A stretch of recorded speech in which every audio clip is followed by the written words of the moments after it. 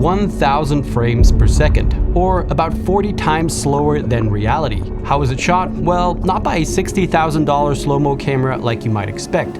It's from this, the Pixboom Spark, a 4K 1000 frames per second camera that costs a fraction of what most other high-speed cameras do. And in this video, we're not just taking a closer look at everything this camera can do, but also why it's changing the game for slow motion shooting. Thanks to Pixboom for sponsoring this showcase video and for letting me borrow this pre-production model to test out. Now, before we get into the nitty-gritty, let's just quickly define what a high-speed camera actually is.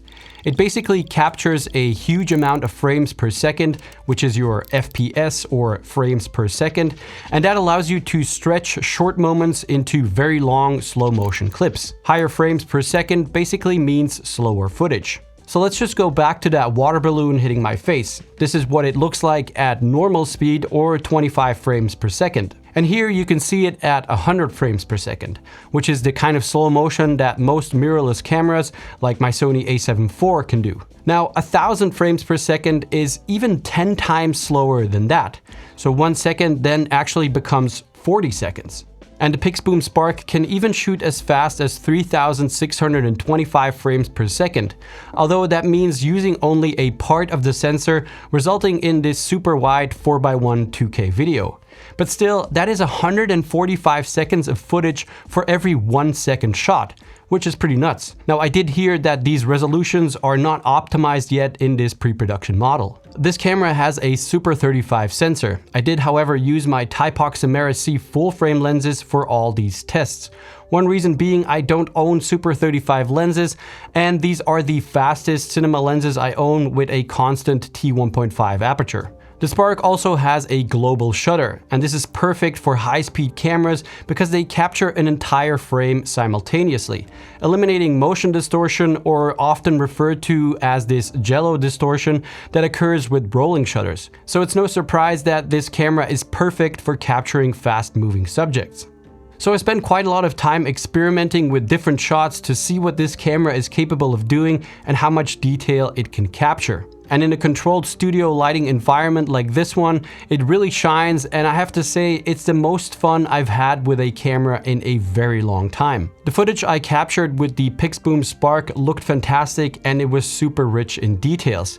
Now keep in mind that for most of these shots, I wasn't able to close my aperture more than a t4 or t5.6 to allow for enough light. So it was definitely a challenge to focus or decide where the focus should be. But when focus was dialed in right, the shots turned out incredible. Silly things suddenly just look like a science experiment once you see them in super slow motion. Now, I don't have the equipment to do any kind of complicated dynamic range tests, but according to Pixboom, the Spark has 13 stops of dynamic range. And from looking at some of the footage I shot, I would say that this is probably about right. It is definitely important to protect the highlights when shooting with this camera, as you can see in this example. So one of my experiments was grabbing some shots from my friend's band, and even though I was able to set up a few lights, this was quite a dark environment with super high dynamic range. And when you're shooting at, let's say, 1000 frames per second at a 180-degree shutter, your shutter speed is set to 1/2000, so you need a lot of light. Luckily, the Spark's dual native ISO of 400 and 1600 helps a lot here. It also has analog gain in between for cleaner results. And this footage shot at ISO 1600 is definitely more than usable. Of course, if we punch into the image, you will see some noise. But after cleaning up the image in post with DaVinci Resolve's built-in noise reduction, I think these results are very satisfying. And keep in mind that this camera doesn't do any noise reduction in the camera itself, something we do see in most mirrorless cameras. The Pixboom Spark also has something called a BSI or backside illuminated sensor. In simple terms, this improves its low light performance even more by moving the wiring behind the sensor, allowing more light to reach the pixels. This leads to brighter, clearer images in low light conditions. The camera also records continuously, meaning once you press the record button, it will keep recording until you stop, or until you fill up your storage, which we'll talk about later on. The Spark records in a proprietary 10-bit linear PXBC format, which you will need to convert into a cinema DNG sequence. But I'll show you the very easy post-processing workflow in just a second. First, let's have a look at the camera body itself. It's an aluminium box-style body available in black or silver. For mounting options, Pixboom offers a user-interchangeable E or PL mount. You can see the one I have here is an E mount with electronic connections. Although not available yet on this pre-production model, this connection will provide power to electronic E-mount lenses. It will also send information from the lens to the camera and allow for lens control like adjusting the aperture. Pixboom even said that they are planning to integrate features like tap-to-focus control in future firmware updates, which is pretty incredible for a high-speed cinema camera. And while we're looking at the front of the camera here, one other small note about this Super 35 BSI sensor. The Spark is the first high-speed camera to bring this BSI technology to the affordable cinema market. Before, you'd only find this on super high-end phantom cameras that are designed more for scientific purposes. Alright, on top of the camera body is where you'll find the 3.5-inch touchscreen display. Here you can change all the camera settings like resolution, frame rate, ISO, and so on. This pre-production model doesn't have a live preview available of what you're shooting, but the final model will. However, I suppose most users will probably use this more as a backup and use a larger external monitor instead. There are also several physical buttons on the camera, which will make operating this camera during productions even more seamless. Besides the nice big record button, these were however not functional yet on this pre-production model. On the side of the camera, you'll find the media storage. The Spark uses an M.2 SSD tray with write speeds of up to 10 GB per second to record at this camera's frame rates. And with this pre-production model, there was a 2.4 TB SSD included. This gives you about 10 minutes of real-time recording at 4K 937 frames per second, which comes out to almost 7 hours of 25 FPS playback. To power the camera, you simply attach a V-mount battery to the back, which is what most people will probably do. Alternatively, you can also power it off of AC power. Besides that, the camera has your typical connections: SDI out, HDMI out, sync, and an extension port for Genlock, timecode, or transmitters and receivers. The Pixboom Spark has an active built-in cooling system with temperature monitoring. It does get pretty loud, but I wouldn't consider this an issue during slow motion shooting. Also, I think it's a fair trade-off to avoid overheating at these data rates. Now, I already mentioned a few of the frame rates and resolution options available on this camera, but Pixboom really gives you all the flexibility here. Besides your standard 4K at 937 FPS, and this will be 1000 FPS in the final model, you've got 2K up to 1820 FPS, but you can also use the full size of the sensor and shoot at 4.6K 3x2 open gate, which will get you a max of 670 frames per second. And this is great if you want to repurpose footage for horizontal and vertical formats. You can also save custom profiles in the menu and enter custom resolution and frame rate values. One thing that really stood out to me during my testing is just how incredibly easy it is to use this camera. It feels like using just a normal camera.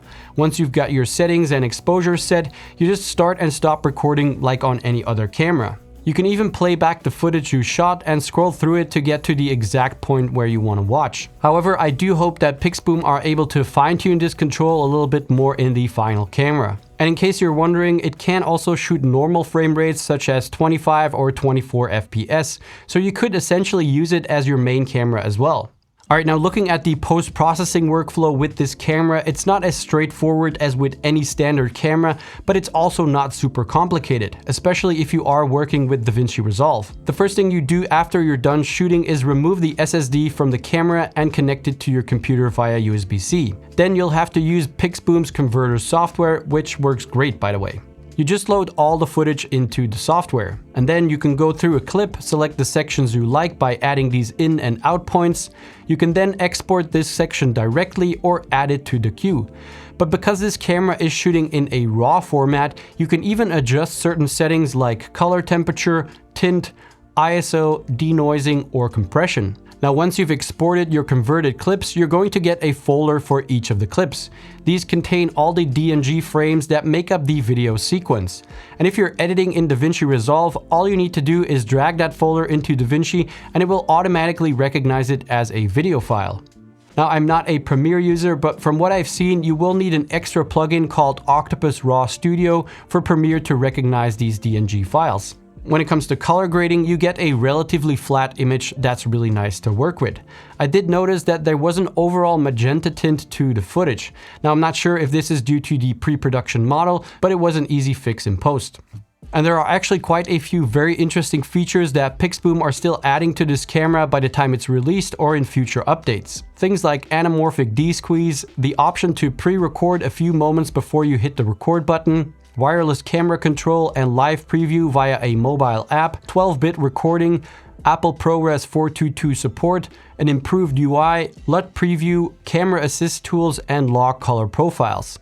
Alright, now let's look at the price of this camera and where you'll be able to find it. The retail price of the Pixboom Spark will be $13,000. However, backers of this camera can get a Kickstarter early bird price of $8,000. And although $8,000 is still a lot of money, when compared to other high-speed cinema cameras, this is insane value. The Freefly Ember S5K, for example, which shoots 4K at 800 FPS, comes in at $18,000. And the industry standard Phantom cameras range anywhere from $60,000 and up. So up until now, cameras like this were primarily only a rental option, but Pixboom just totally changed the game with their Spark camera. Now smaller productions or even solo creators are able to own a high-speed super slow-mo camera. And like I've said at the start of the video, I really loved shooting with this camera, and I think it can provide a whole new level of creativity to any project. Shooting at such high frame rates makes you think about visuals in a completely different way, which opens up so many new opportunities. And if that's not enough, unique shots like this can add a ton of production value to your projects. The only challenge I see with a camera like this is that you're going to be dealing with an enormous amount of data. I think all of my test footage ended up being around 3 terabytes of raw material. Now once you convert the raw material to those DNG sequences, it is of course much less, but it's just something to keep in mind. Besides that, I believe once this camera is finished and they've fixed the small quirks here and there, this is going to be a fantastic piece of equipment, and I really hope to get my hands on the final camera when it's released. Now if you're interested in checking out the Pixboom Spark, I'll leave links to their Kickstarter campaign down below so you can go check that out and learn more about the camera. Anyway, let me know in the comments your thoughts on a camera like this and if you'd even consider owning an affordable high-speed cinema camera. Alright, that's it for this one. Thanks a lot for watching, and I'll see you guys in the next one. Bye!